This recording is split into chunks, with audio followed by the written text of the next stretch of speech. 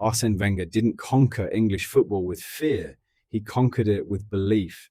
At Arsenal, Wenger was never just a manager, he was an educator, a protector, a man who saw futures before they were fully formed.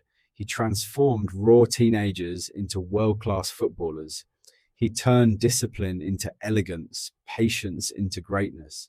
From Thierry Henry to Patrick Vieira, from Cesc Fàbregas to Robin van Persie, Wenger's Arsenal was built not on money, but on trust. His legacy is written in development, in players who arrived as boys and left as stars, in a philosophy that changed English football forever. But football evolved, and loyalty became fragile. Behind the beauty of the invincibles, behind the values and the ideals, there were moments Wenger rarely spoke about, moments when faith was answered with ambition, when protection was met with distance, when players he believed in chose success elsewhere, because not every talent Wenger trusted stayed loyal to the dream. And with that, we come to the list. 5 names, 5 stories, and 5 players who broke Arsène Wenger's trust at Arsenal. Number 5, Gaël Clichy. Gaël Clichy arrived at Arsenal as a promise, not a solution. Young, raw, and uncertain, he was never meant to replace greatness overnight. But Arsène Wenger never believed in shortcuts. When Ashley Cole left, many expected panic, a big-name signing, a statement of intent. Instead, Wenger chose faith. He trusted Clichy with responsibility far beyond his experience. He believed development could replace reputation, and slowly, quietly, Clichy grew into the role.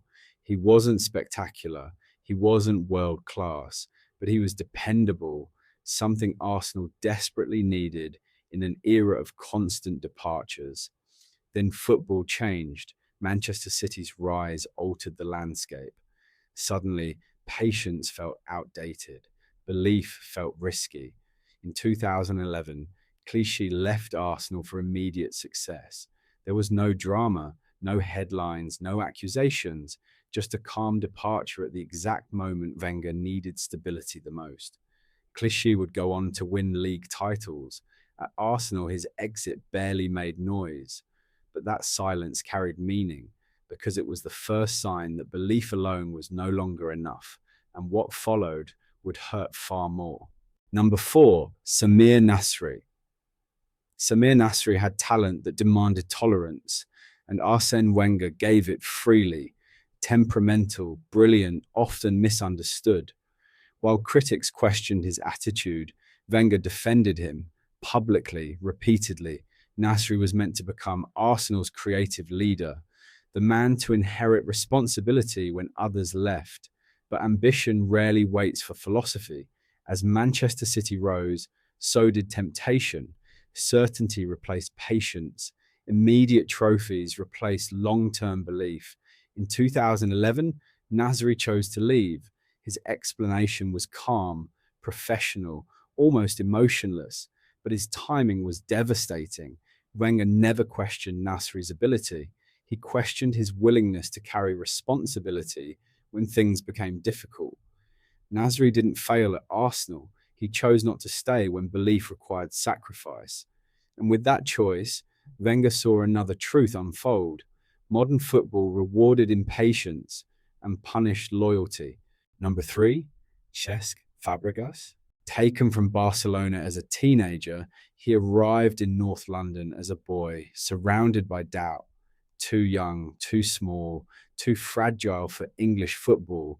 But Wenger saw something deeper. He didn't just give Fàbregas minutes, he gave him responsibility. He gave him the keys to the midfield. And before adulthood had even begun, Fàbregas became the heartbeat of Arsenal. Wenger trusted him absolutely, named him captain while others were still learning the game, built an entire philosophy around his intelligence, his vision, his understanding of space and tempo.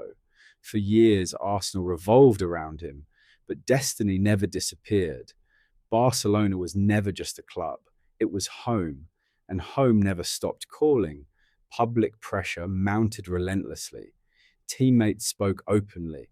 Media narratives grew louder. and belief slowly found itself facing an opponent it could not defeat. In 2011, Fabregas returned to Barcelona. It wasn't greed, it wasn't rebellion, it wasn't betrayal born from anger. It was inevitability, but the timing was devastating. Arsenal's long-term project collapsed overnight.